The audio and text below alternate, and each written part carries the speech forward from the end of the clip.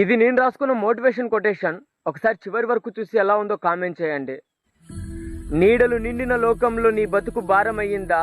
దిక్కుమాలిన జీవితం నిన్ను దిక్కుల పాలు చేసిందా?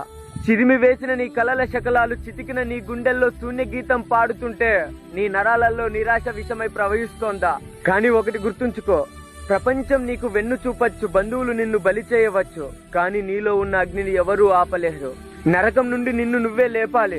ఆ దారిలో ద్వీపం నువ్వే, ఆ పోరాటంలో సైనికుడు నువ్వే, ఆ గెలుపుకు కారణం నీవే. నిలువున నలిగిపోయిన నీ జీవితాన్ని నిలబెట్టే పంతం నువ్వే.